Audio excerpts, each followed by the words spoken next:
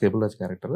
ఎప్పుడైతే హాస్పిటల్‌లో అంటే ఆ డబ్బులు తాతయ్య గారి పాత్రకి ఇచ్చేసి ఎళ్ళిపోయింది. అంటే సింపుల్‌గా కూడా ఎళ్ళిపోవచ్చు బయటికి. లైక్ లేదంటే హాస్పిటల్‌లో ఎక్కడైనా ఉండొచ్చు.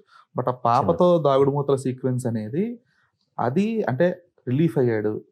ఒక భారం దిగిపోయింది అతనికి. అందువల్ల అతను ఫ్రీ అయిపోయి హ్యాపీగా ఒక పాపతో నవ్వుతున్నాడు అన్నట్లుగా నాకర్థమైన సో, ఆ సీక్వెన్స్ బ్యాక్ సైడ్ ఏంటి సార్ స్టోరీ? అదే వాటిగా సెరెండిపిటీ అంటామండి. అది సినిమాలో ఫస్ట్ స్క్రిప్ట్ రాసినప్పుడు అది లేదండి. ఓకే. అతను వెళ్తాడు, చిన్నపిల్లడు మొత్తం చూసుకుంటాడు. పైకెళ్తాడు, వస్తాడనమాట. ఆ సీన్ ఈరోజు నైట్ షూట్ చేయాలి. నేను వైజాగ్‌లో అప్పుడు పాక్ హోటల్‌లో ఉండేవాళ్ళం. బన్నీ గారు, నేను అక్కడున్నాం. నేను షూటింగ్‌కి వెళ్తుంటే సాయంత్రం సండే షూట్ చేస్తున్నాం అది హాస్పిటల్‌లో. వెళ్తున్నప్పుడు ఏదో కొరత అండి. ఇలా వెళ్తా ఉన్నాను, కార్‌లోంచి చూస్తా ఉన్నాను. అక్కడి నుంచి ఎళ్ళే లోపల ఒక చిన్న పార్క్ ఉంది. పార్క్‌లో చిన్న పిల్ల ఆడుకుంటుందనమాట. అది చూసాను. చాలా అందంగా అనిపించింది, అద్భుతంగా అనిపించిందనమాట. ఆ దృశ్యమే చాలా బాగుంది. వాళ్ళ అమ్మగారితో ఆడుకుంటుంది, పరిగెడుతుంది. ఎళ్ళిన తర్వాత once I go to the ఒక్కసారి కారు దిగుతున్నప్పుడు అలా కార్‌లో అడుగుపెట్టాను. Then while composing that is what I told. ఏమంటే బాబాయ్ చెప్పాను. బాబా ఐయామ్ థింకింగ్ లైక్ దిస్. అనంగానే పక్కన మా అసోసియేట్స్ అందరూ కంగారు పడిపోయారండి. ఇప్పుడు చిన్నపిల్లని ఎక్కడ తేవాలి అది ఇది అనమాట.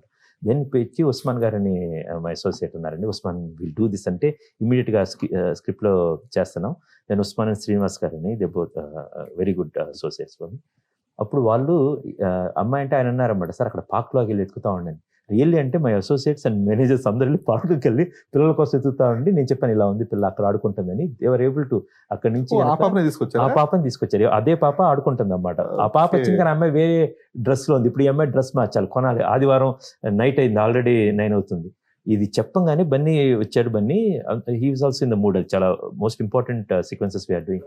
తనొచ్చాడు. వచ్చి రాంగానే బన్నీ ఏం చేస్తున్నావు కృష్ణ అనగానే రాంగానే డైరెక్ట్‌గా మేకప్‌కెళ్ళొద్దు. ఒకసారి బన్నీ గారిని ఇక్కడ రమ్మని చెప్పాను.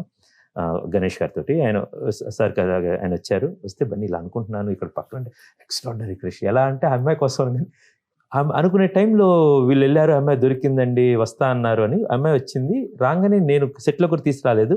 తీసుకురాగానే బన్నీ బయట హి వెయిటెడ్ ఫర్ హర్. తీసుకొని కృష్ణ వెళ్ళు నేను చూసుకుంటా. నువ్వు వెళ్ళు అన్నాడండి. ఓకే.